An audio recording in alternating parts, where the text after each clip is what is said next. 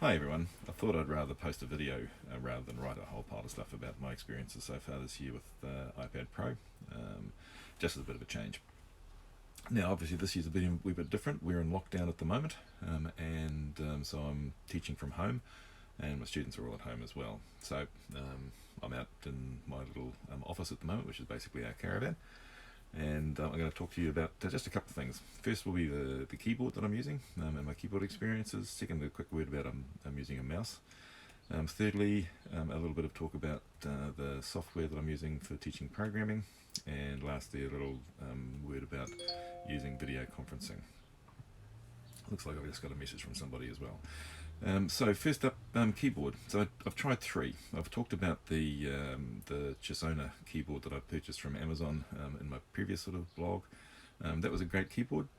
So entry level one, great. I've also used the Apple keyboard for a while. That was also great.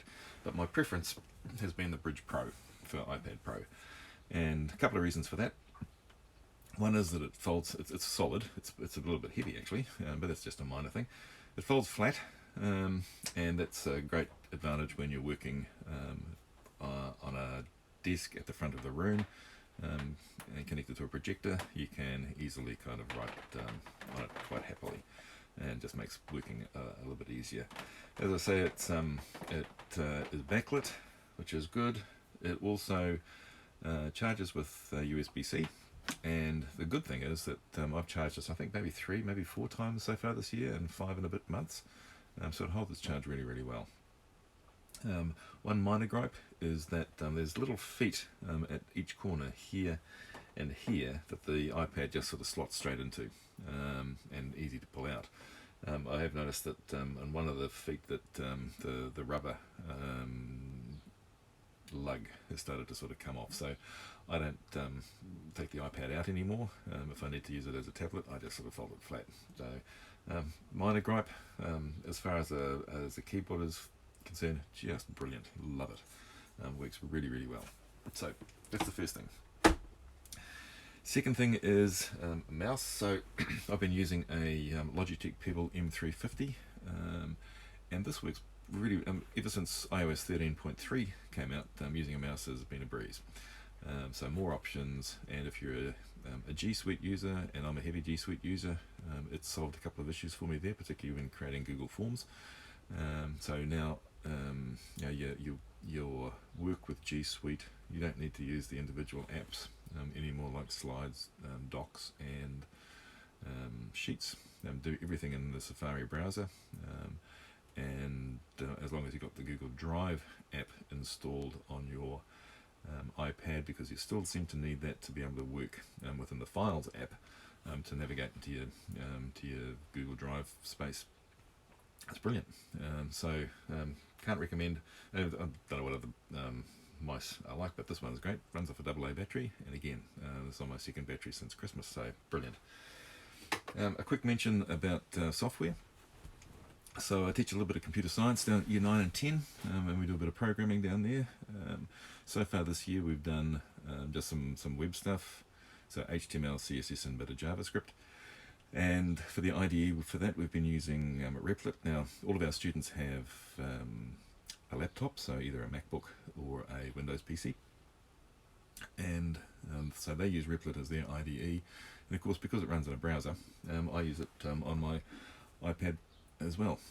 So apart from a few sort of minor teething issues of working out how to drag and drop files from a Files app into Replit in the Safari browser, which I sort of sorted out after a few days of trying, it's been great. The students don't know that I'm working on an iPad, and the look and feel is the same. So that's worked really, really well. We're moving into Python programming now, and because Replit copes with just about any programming language, that's the tool that we're using there as well. We also did some work earlier in the year using Scratch, and Scratch of course runs in the browser. It's been fine since the middle of last year when Scratch 3 came out. And the work that we've been doing though has been based around some work that a fellow from the UK, a fellow by the name of Dale Lane, who works for IBM. I think he's in the Watson team up in the UK, and he's produced a fantastic resource for students called Machine Learning for Kids, .co.uk. It'll be linked in the notes below, and that has just been brilliant. Students really love the opportunity to get into understanding a little bit about artificial intelligence and the tools that you use and how you use them and why you use them. And that's worked pretty well for me on the iPad. There's just one thing that doesn't work in that. So for about 5% of the work they'll need to do there, I still have to crank out the Mac and do a bit of training of the AI models, but that's the only thing. Now, one last thing at this stage, you might have noticed that when I was showing you the keyboard, that there's another device over there, and yes, that's my Mac.